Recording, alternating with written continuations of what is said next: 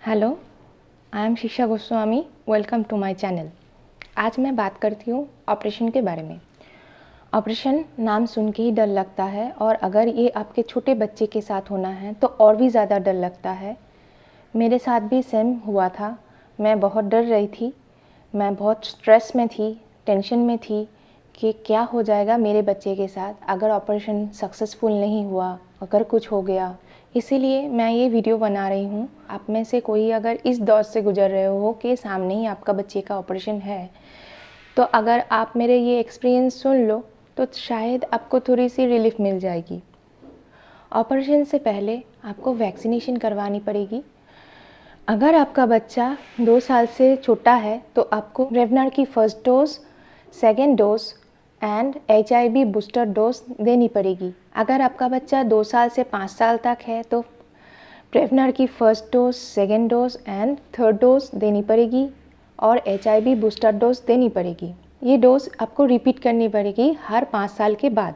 अब मार्केट में प्रेवनार 23 आ गई है, तो उस हिसाब से कितने बार इसको रिपीट करना पड़ेगा ये मुझे मालूम नहीं है। मेरा बच्चा अभी 5 साल हो चुका है, तो अब उसको कितनी बार ये देनी पड़ेगी। अगर मैं प्रेवनार 23 देती हूँ, मुझे डॉक्टर से डाउट क्लियर करनी है। करने के बाद मैं आप लोगों के साथ वो शेयर करूँगी। वैक्सीन इतना इम्पॉर्टेंट क्यों है? जिन बच्चों को कॉक्लियर इम्प्लांट होता है या ABI होता है, उनमें बैक्टीरियल मेनिंजाइटिस का रिस्क बढ़ जाता है।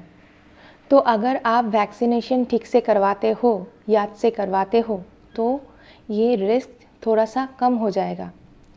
तो इसलिए बिफोर ऑपरेशन भी आपको वैक्सीनेशन ठीक तरह से करवानी पड़ेगी, और वो वैक्सीनेशन का चार्ट आपको जमा करवाना पड़ेगा, और आफ्टर ऑपरेशन भी आपको उसका टेक केयर करना है।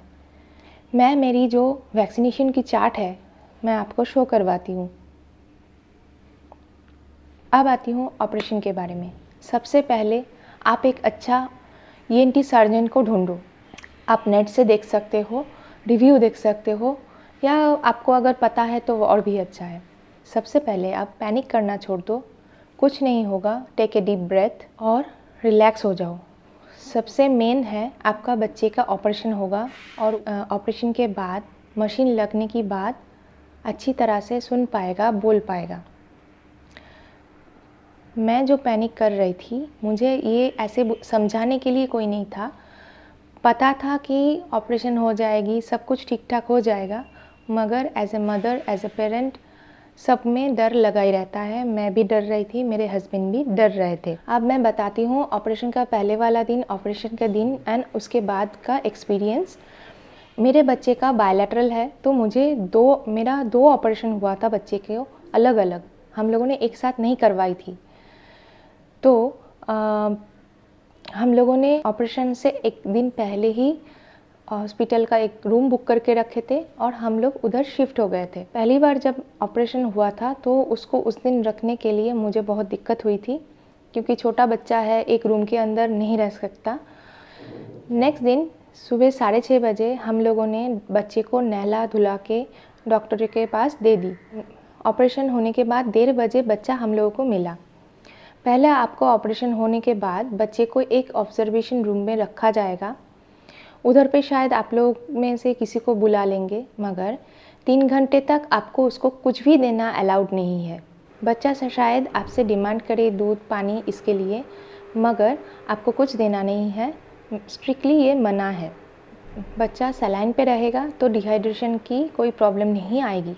आफ्टर ऑपरेशन बीच बीच में उसको दर्द होता रहेगा, क्योंकि ऑपरेशन होने के बाद ऑपरेशन का जो जगह है उसमें थोड़ा सा दर्द तो होता है, मगर डॉक्टर पूरा दवाई वगैरह सब दे देंगे, तो चिंता की कोई बात नहीं। ऑपरेशन होने में 2 से 4 घंटा लगता है। मुझे पता था कि 2 घंटा लगेगा, उसके जगह पे 4 घंटा लग गया बोल के मुझे बहुत चिंता हो रही थी, मगर आपको डरने की कोई ज़रूरत नहीं, 4 घंटा ही लगता है। उसके बाद आपके रूम पे बच्चे को शिफ्ट किया जाएगा। बच्चा शायद सारा दिन रोता रहे थोड़ा थोड़ा करके, क्योंकि उसको दर्द होगा। मेरे केस में मैं सारा दिन उसको गोदी में लेके बैठी थी, और मुझे बैक पेन और हैंड में पेन हो गया था, मगर कुछ नहीं कर सकते, बच्चे को रह रह के दर्द होगा और वो रोएगा, मगर वो सिर्फ आधा दिन के लिए या एक दिन के लिए बस। उसके बाद वाले दिन वो एक्टिव हो जाएगा, कोई प्रॉब्लम नहीं होगी। मैं एक क्लिप शेयर कर रही हूँ, तो देखो नेक्स्ट डे उसका एक्टिविटी चालू हो गया था।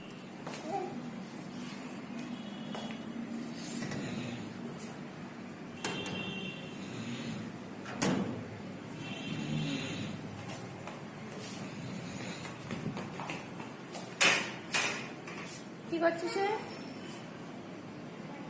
কি করছিস?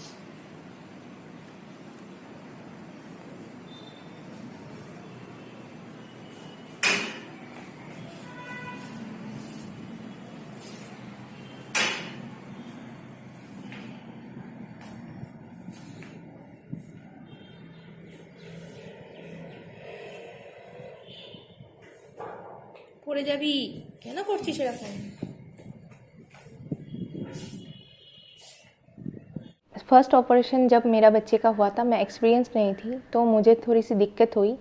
नेक्स्ट टाइम जब ऑपरेशन हुई, मैंने कुछ गेम्स सूटकेस के अंदर छुपा के लेके गई थी और मैंने बहुत सारा ऐप्स डाउनलोड करके लेके गई थी और वीडियोस कुछ डाउनलोड करके लेके गई थी। तो कभी भी बोर हो रहा था तो कभी उसको खिलौना, तो कभी उसको मोबाइल दे रही थी। ऐसे मैं सेकेंड टाइम के लिए प्रिपरेशन लेके गई थी। आप भी ऐसी प्रिपरेशन लेके जाओ तो आपको थोड़ा सा इजी हो जाएगा बच्चे को रखना 2 दिन के लिए। नेक्स्ट डे रिलीज़ होने से पहले आपको एक एक्सरे करवानी पड़ेगी। हाँ, सर पे बैंडेज है, फिर भी आपको एक्सरे करवानी पड़ेगी, क्योंकि वो एक्सरे से पता चल जाएगा कि जो अंदर मशीन है वो ठीक तरह से बैठा है कि नहीं। मेरे केस में मेरा बच्चा बहुत रोया था एक्सरे के लिए। उसको देख के लगा, वो मशीन वगैरह देख के उसको लगा कि ये शायद मेरे साथ फिर से कुछ करेंगे, जैसे उसको दर्द होगा। मगर ये आपको करना पड़ेगा, ये बहुत ज़रूरी है। तो इसके बाद आपको घर भेजा जाएगा। अच्छी तरह से आपको बच्चे का टेक केयर करना है। आपको नहलाना नहीं है, बॉडी स्पॉन्ज करके देना है 7 दिन तक। इस बीच आपको अगर कभी भी का जो ड्रेसिंग है ये खोल जाता है तो तुरंत आपको डॉक्टर के पास जाना पड़ेगा और फिर से ड्रेसिंग करके लेके आना पड़ेगा। वो वुंड खुला छोड़ना नहीं है। मेरे केस में आपको जैसे मैंने बोला, मेरा बच्चा बहुत ही एक्टिव है, तो उसका बैंडेज खुल गया था और हम लोग तुरंत उसको लेके गए थे और फिर से उसको ड्रेसिंग करवा के घर लेके आए। अब 7 दिन के बाद आपका ड्रेसिंग रिमूव हो जाएगा, स्टिच काट दिया जाएगा और वुंड ऐसा खुला छोड़ दिया जाएगा। वुंड बहुत बड़ी दिखती है, मगर आप जब तक थोड़ा सा रिकवरी कर लोगे तब तक वो बड़ा सा जो मार्क है वो थिन लाइन जैसी दिखेगी, तो वो दिखेगी भी नहीं आपको। अब मैं और एक चीज़ शेयर कर रही हूँ जो मेरे साथ हुआ था। जैसे कि मैंने पहले ही बोला, मेरा बच्चे का बायलैटरल है, मगर हम लोगों ने एक साथ उसका ऑपरेशन नहीं करवाया था। सेकेंड टाइम जब ऑपरेशन करवाई थी तब तक उसका फर्स्ट मशीन ऑलरेडी मैपिंग करके कान में बिठाया गया था, तो फिर उसको सुनाई देती थी उस मशीन के थ्रू। उन्होंने बोला था कि अगर आप सेकेंड ऑपरेशन जब करवाते हो उसके बाद बैंडेज लगी रहेगी तो आप 7 दिन के लिए बच्चे के साथ बात नहीं कर पाओगे, क्योंकि उसको मशीन नहीं लगा पाओगे। तो मैंने रिक्वेस्ट की थी डॉक्टर से, ऐसा कुछ कर दो कि आपका मशीन मैं लगा सकती हूँ और उसके साथ मैं 7 दिन तक बात कर सकती हूँ। मुझे पता था अगर मैं 7 दिन उसके साथ बात नहीं कर पाऊँगी तो उसको रखना मेरे लिए बहुत मुश्किल हो जाएगी। तो डॉक्टर ने मेरे बात मान के क्या किया था कि अंदर मशीन का ट्रांसमीटर लगा के उसके ऊपर ही बैंडेज करवा दी थी। तो उस ट्रांसमीटर से तार निकला हुआ था और उसमें से मैंने मशीन कनेक्ट करके उसके साथ बात करती थी।